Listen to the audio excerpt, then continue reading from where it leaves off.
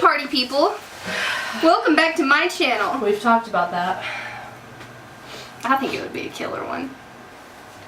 Hey party Hello people. world, this is Mackenzie. I'm not on camera because I'm ugly right now. Preview.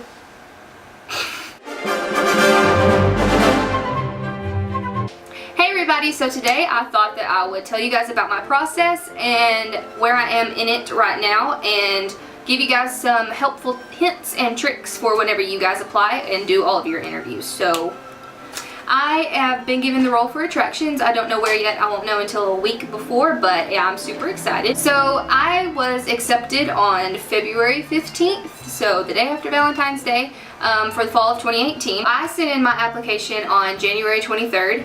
I think that was the day applications dropped. I'm not really sure. Yeah, it was. I applied the very first day, and I had applied the year before, my freshman year. I'm a sophomore now. I had applied last year just to do the first interviews. I wanted to stop before the phone interview because I knew I couldn't do it that year. I just wanted to see what the process was like and get a feel for it, so when I was ready to go, I would be more comfortable.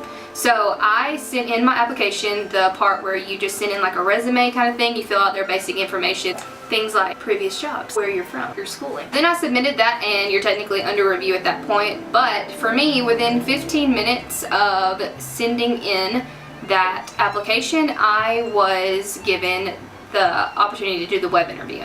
So I'd done the web interview before. It's really easy. Do not stress about the web interview. It is literally nothing. It's just simple stuff like questions where they'll say, are you a people person? And you say strongly agree or to strongly disagree. There's like agree, disagree, and then neutrals in the middle. They also have things that are based on a scale of 1 to 10, so my room is usually clean, 1 to 10. But they also have questions like, what would you do if you saw somebody stealing from the company? And then you have to choose your answer. It's like, tell my boss, confront that person, stuff like that, and you pick your answer. Just make sure that you answer it completely honestly. I've heard people say not to put neutral. I put neutral on like 5 of them because that's how I felt. It wasn't things like, I consider myself a happy person. I didn't put neutral on that. I put neutral on things like, I work better in air conditioning than I do outside. I was like, I can work fine in either one of those, so I don't care. So I put neutral on things like that. But just do whatever you want to do. Just be completely honest on it. If you completely agree, put completely agree. But if you're just like, yeah, that's me, but just put agree, it's okay. Yeah, so that part is really short. About 30 minutes after that, I got an email saying that I could apply for a phone interview. I scheduled my phone interview. You can go 3 days out, so you can go the next day, you can go 2 days away, or you can go 3 days away. You can't go in like to 4 or anything past that. So I scheduled mine for 3 days out, so I did it on January 26th. It was a Thursday. Like I said, I'd done the web interview before, but I'd never done the phone interview before. So I was kind of nervous about it, but I just pretty much told myself that I was going to talk like this was my best friend that I hadn't seen in a while, or it was my sister. I was just really laid back, and she was so peppy. Like, she was the epitome of a Disney person. She was like, hi, I'm Shireen and I'm looking for Taylor. That was so good. But anyways, when they call you, you can go, my interview was at 2:30, so you can go 15 minutes before or 15 minutes after or right on the dot. So anywhere in between there they can call you. So like I said, mine was 2:30, so I could go 2:15, 2:45, just whenever they call it. And it will be a restricted number or it'll say no caller ID, and that's how you know that it's them. I'm a person who, I don't like to hear myself talk without background noise, so I played really quiet Disney music on Spotify and put it on the floor.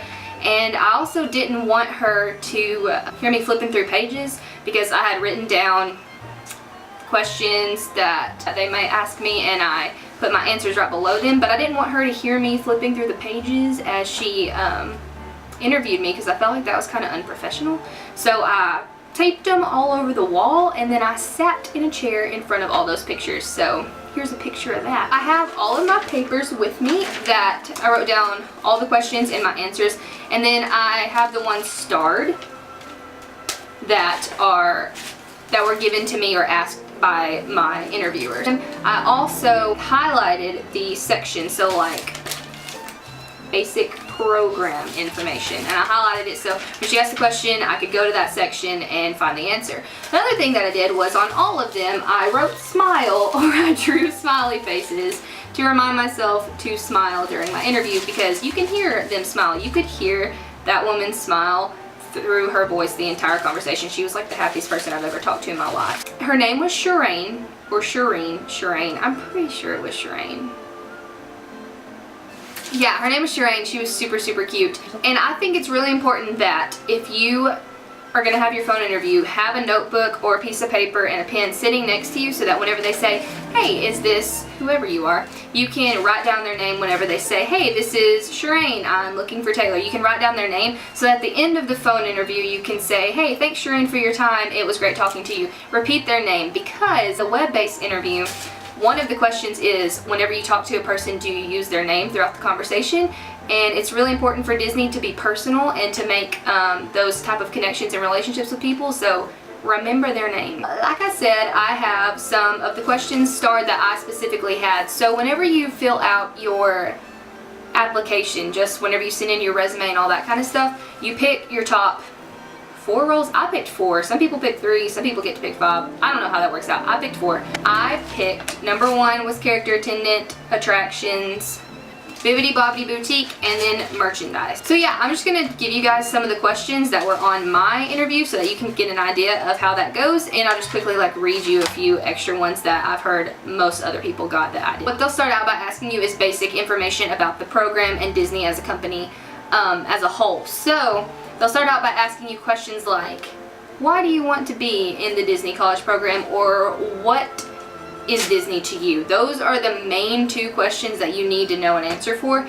I think it's helpful to write down the questions and write down your own answers, but I wouldn't suggest reading them off word for word. You want it to be natural, so write them down just so that you know like what an idea of what you would say to that question, but definitely don't be like, Disney is my life, I've been obsessed since I was a little kid, because they can tell. They can tell.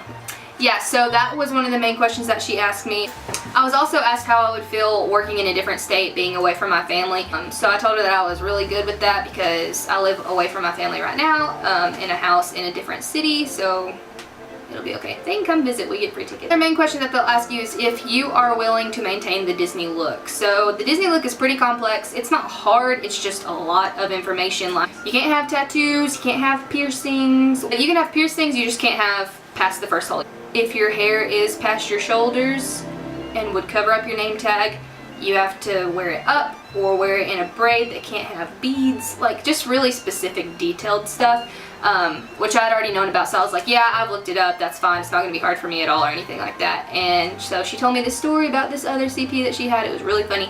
We laughed the entire time. It was super, super fun. We giggled, like my sister was in the house and she could hear us giggling, so it went really smooth for me. So just be really natural and it'll be fine. When I applied the first time and just wanted to see how the web-based interview went, I passed it and they offered me a phone interview, but I turned it down because I knew I couldn't go that year, and I had like no work experience at all. My family owns a furniture store and I had worked there for like 2 weeks, but other than that I had babysat, so that was it. So, and I made it through, so don't freak out if you haven't like worked really cool jobs or like really have a lot of experience. That's fine, it'll be okay. You might still get through, because I did the first time. So I worked at a furniture store and I worked at an escape room, and then I babysat. They'll ask you about that and they'll ask you to describe like your skills. So at the escape room I learned memorization, cleaning, people skills, managing large groups. When you describe all that, they'll just be like, okay, cool. And then they may talk to you about specific ones, so they'll be like, give me an example of a time where you were a team player. So you gotta come up with one like that. I suggest writing that one down just so you know the story. They'll ask you to give an example of working with an unsatisfied guest. Then after that, they'll move forward and they will ask you questions about your job experiences in the past, and they'll also ask you questions about working for Disney and those job experiences. So they ask everybody these next few questions because they're really important for where they want to place you. So they'll ask you, would you choose heat over air conditioning? They'll also ask you if you are better in groups or working independently. On this question, I said that I don't have a preference. I don't think I'm hindered in either way, that I'm a people person, but I can also work independently just fine. And so she was fine with that answer. I don't suggest doing that on all questions, but some of them, like that one, I mean, if you don't have a preference, it's okay. Then they'll ask you if you can work better in a fast-paced or a slow-paced environment. I suggest having an answer for this one because that all depends on where they're going to place you. If you aren't a person who can go fast and intense, then you need to tell them that, because maybe you need to work at the front desk or something like that where it's a slower paced environment, because in the Disney College program you can work hours up to like 50 a week depending on what your program is. Yeah, so I would suggest really having an answer for that one, because if you don't want to work in a fast pace, then you definitely don't need to work in a fast pace. Another question that they asked me specifically is, how would you handle a guest who doesn't speak English? I am a Spanish major. I put that on my resume. I also put that in all of my applications and interviews of everything that I had. So I said, hopefully in a situation like that, I would be able to help. But if it's a more intense situation with a language I don't know, that I would find someone in the area who speaks that language. Or if you can't, because she asked me like, okay, well, let's say there's nobody around who can help. Hand motions, pictures, and objects. They'll ask you like, do you care to work mornings, evenings, nights, weekends? Evenings and nights are the same thing. If you have a religious preference or medical needs, just make sure that you tell them that. They don't care to help you out. They understand. Another question that I know I was asked and most people get asked is how you would handle a repetitive work environment and stay interested in your job and not get really bored. At the escape room where I worked, it was very repetitive, so I just told her that I would repeat our scenarios and stories in my head so that I would stay refreshed on those. And then I told her that I was a people watcher, so I would just make a game out of it, like who could find this first, who was the best at this, who found out how to do this room a new way, things like that. And she was like, cool. I know that they'll ask you how you would handle an emergency situation or to give an example of an emergency situation, so make sure you have that prepared, because that's a really important question. I was asked that like in 3 different ways, so I just used the same story and kept going back to reference it, but I would just be like, but if this was the situation, then I would handle it this way. So just make sure you know a story for that.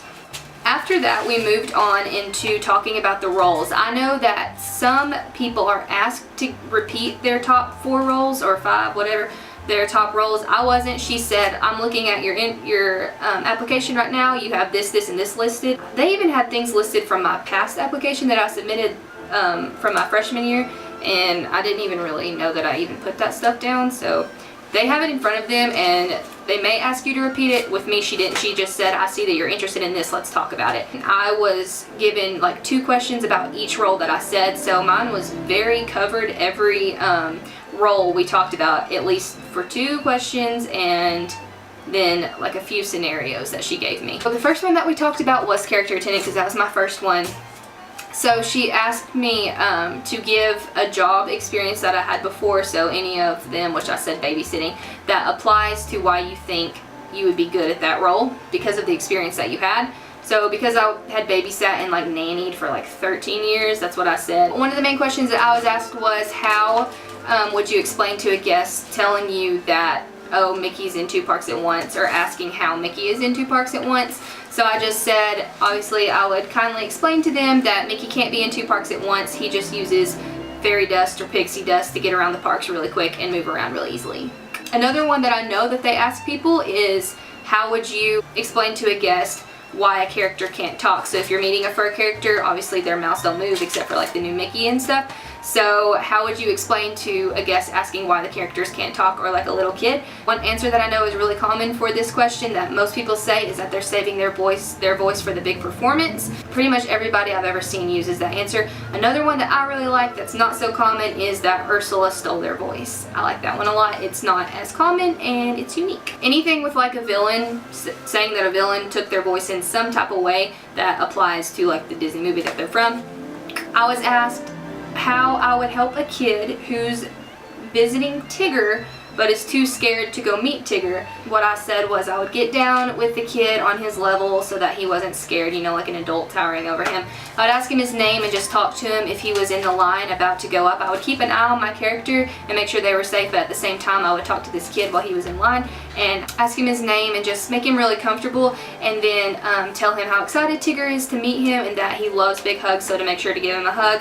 And maybe before the little boy got up there, I would run over to Tigger and tell him to pretend to be shy and to, you know, just like make the boy see that like Tigger's scared too, so he's not alone, things like that. I wanted really bad to be able to choose my character because I was gonna say Peter Pan, and I would pretend to be Peter Pan's mom to like get on to Peter Pan for scaring the little boy and make him go sit in timeout because, you know, Peter Pan's a little boy and he never grows up. So if you get to choose your character, you can use that because I think it's good. If you apply for a character tonight, they will ask you what character integrity means to you.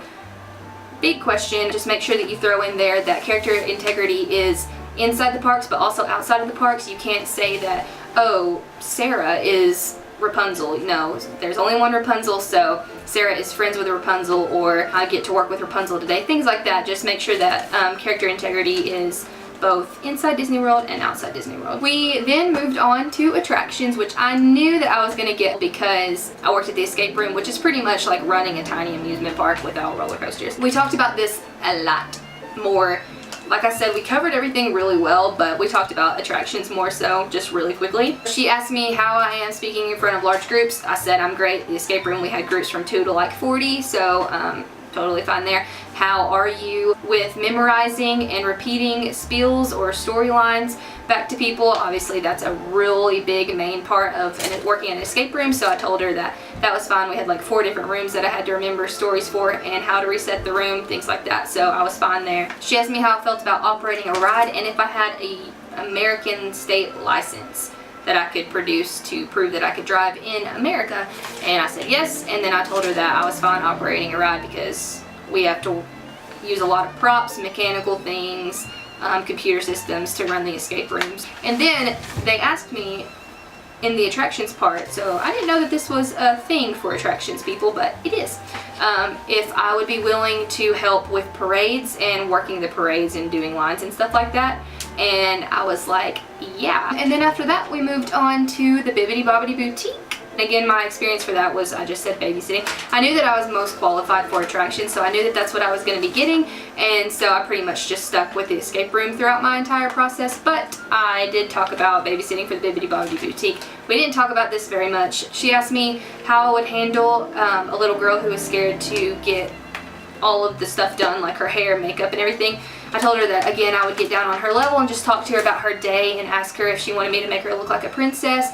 And then if she was scared of anything, I would test it out on my hand or her mom's hand or her hand first so that she would know that nothing would hurt her. And then I said that I would explain the process in a fun way as I went so she would know what was going on. And then for a very, very, very brief time, we talked about merchandise. I told her that like I really wasn't qualified other than the furniture store, but it's a completely different thing because I didn't sell furniture. I was like in the back doing phone calls, paperwork, inventory, things like that. And so we didn't talk about it much, but she just asked me like really simple questions like, what would you tell somebody if you were out of an item, which they have a website you can go to, you can check the back for stock, you can tell them other stores to go find it. So really simple stuff for that. Another really big question that I know that they ask everyone is, have you lived with roommates before? And if so, or if not, give me how you would handle conflict in that situation. I live with 3 other roommates right now, my twin sister and 2 of our friends, and then I have had roommates in the past that were not the best experience. So I kind of had an idea of what I would say there. I just told her that if we had any conflict, I would go directly to that person and talk to them face to face, not text anything, not write messages anywhere, not leave notes, just talk to them about it immediately before talking to anybody else, because if you have a problem with somebody, go to that person. And so she was like, yeah. Then she said, also, I think it's a really good idea if you have your roommates sit down and you guys all have guidelines and you make a little list or you make a little contract and put it up somewhere. And I was like, oh yeah, we've done that before. But I didn't say it, so it's obviously an answer that they like to hear because she specifically told that to me, so use that. But yeah, my interview was super, super, super chill, super fun and bubbly. We laughed the entire time. We just talked like we had been friends for years. Which I recommend. Just go into it thinking that it's just a friend or a family member that you haven't talked to in a while. And she was like, okay, do you have any questions for me? And I said, can I request a park? And she goes, of course, obviously you know that I can't make any promises about where you're going to be, but you can request. So I requested Magic Kingdom.